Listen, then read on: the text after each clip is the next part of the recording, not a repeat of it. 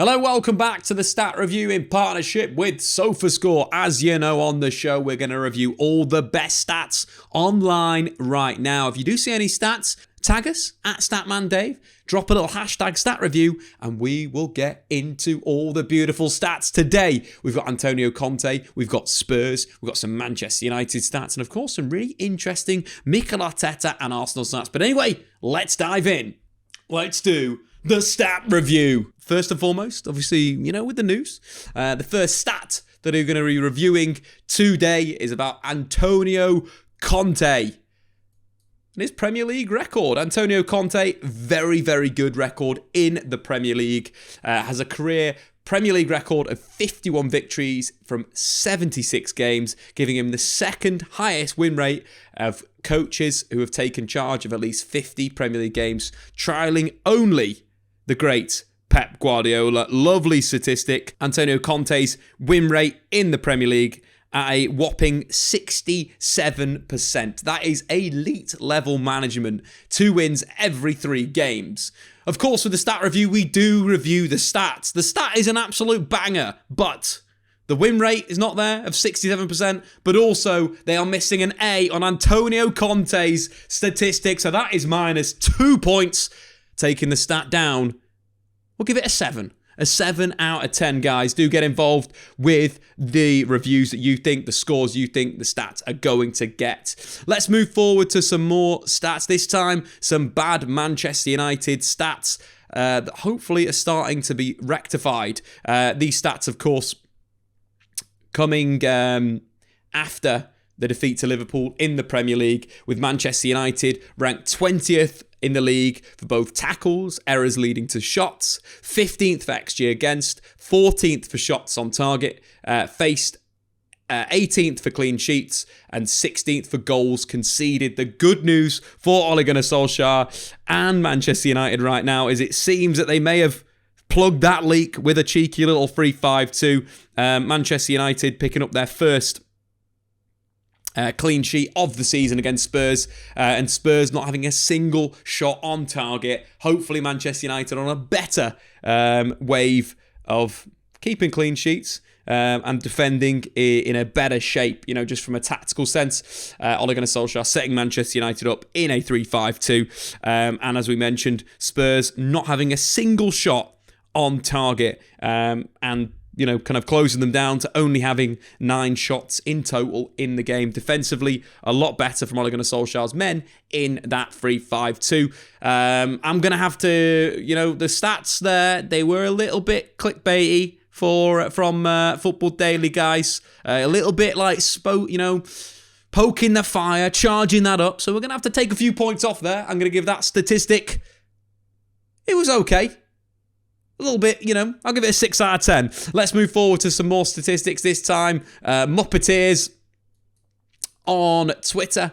We've got some interesting ones on Bruno Fernandes and Paul Pogba. I like this stat a lot. From the 2020-21 season, Bruno and Pogba starting together. 0.33 goals per game, 0.24 assists per game. United with Pogba starting, averaging 1.8 points per game, including 5 losses. Bruno Fernandes without Paul Pogba starting, his goals shooting up to 0.85, his assists shooting up to 0.35, and United's points shooting up to 2.28.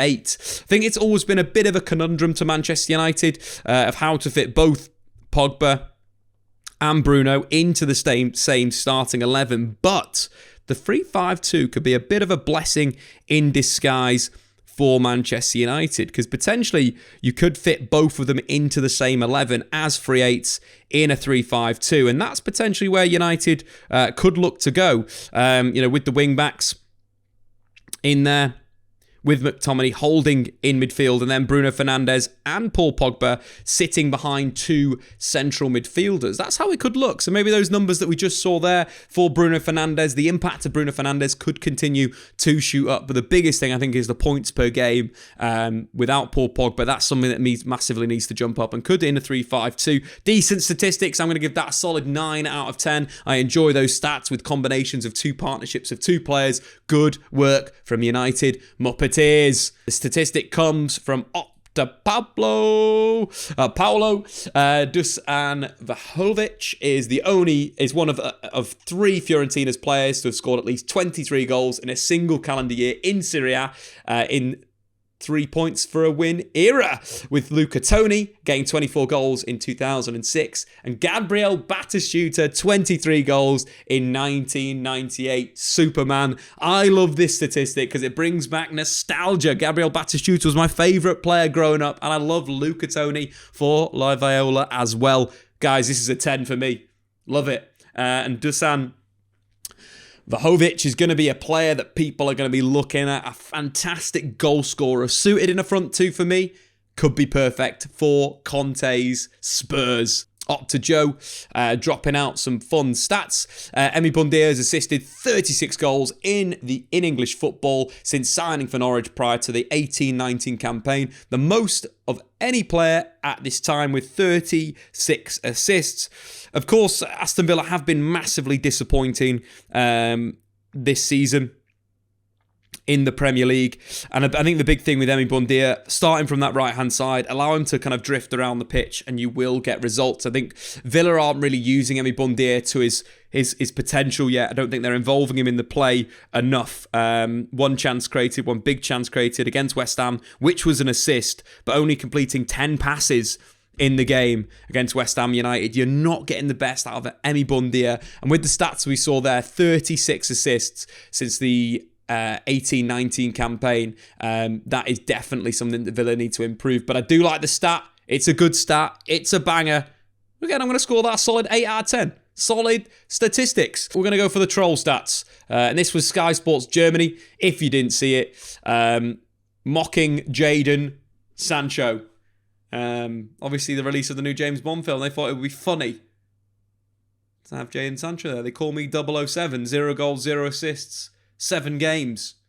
You know what? Disgraceful. I'm scoring that a 1 out of 10. Look, Jadon needs time to get into the team. The system needs to be built to get Jadon in there. Get these stats into the bin. Sky Sports Germany. 0. We're going to downgrade it to a 0 out of 10. Terrible stats. You get no information from it. You don't learn anything from Jadon Sancho. Where's his chances created? Where's his shots on goal? Statistic in the absolute binski. United Mo on Twitter has gone down the same way with, of course, the great Lionel Messi. Very naughty statistics, as we call him here. Call him 007, 0 goals, 0 assists, and 7 debuts for Lionel Messi. A little bit naughty, in fact, because if we have a look at Lionel Messi in the old Champions League, Lionel Messi has done well in the Champions League. For PSG, 3 games played, 3 goals scored, a goal every 90 minutes. So I'll tell you what, United Mo, I'm going to have to score you a 1 out of 10 as well. Downgraded. Terrible stats. We've got some Arsenal stats on the way. First up, a Joao Felix stat coming from Spain, all the way from La Liga. Joao Felix, the most fouled player in La Liga, not getting the protection. According to Atletico Madrid fans, fouled 302 times, being fouled 5 times per 90 in La Liga. But I tell you what, Joao Felix is starting to really come alive as a footballer under Simeone, and he's massively impressed this season. Not only in the Champions League, but in La Liga. And maybe the numbers haven't kind of been there for him in terms of goals and assists in La Liga this season in 6 games, a goal and an assist so far. But he has impressed. Very impressive against Liverpool in the recent Champions League game. Grabbed himself an assist for Antoine Griezmann. Looked creative, looked like a real spark for Atletico Madrid going forward. Let's continue through some more stats. I give that Joao Felix stat. It's a decent stat. The average stat. Going to give it a 7. 7 out of 10. Arsenal's team selection. And Mikel Arteta putting in some young average starting 11s in the Premier League. Mikel Arteta has 9 out of the top 10 youngest starting 11s in the Premier League. And I think that shows where Arsenal are going as Noah. Hey, Statman Dave, Noah here. Keep up the great work as ever. Looking forward to my 12 months soon as Noah hits the 11 months, baby. But when we take a look at some of the displays this season, the peak of these displays have been massive. 2-0 against Leicester City. When we're looking at that, the youthfulness of this team. Ramsdale, Ben White, Gabriel, Tomiyasu, Tavares, Emile Smith-Rowe, Lokonga, Saka, all super, super young. Take a look at the game against Spurs as well. Arsenal winning 3-1. Odegaard thrown into that mix. And it's exciting for Arsenal. I think Mikel Arteta is slowly building something, and I think with the youthful nature of the side, they're going to get better and better, and they'll be less inconsistent with the likes of Smith-Rowe and Saka putting in performances in, week out. But big congratulations to Mikel Arteta. I'm going to give this statistic a 9 out of 10. Solid stats.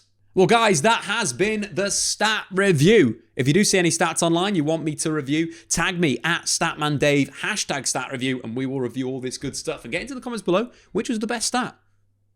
Anyway, we'll see you next time.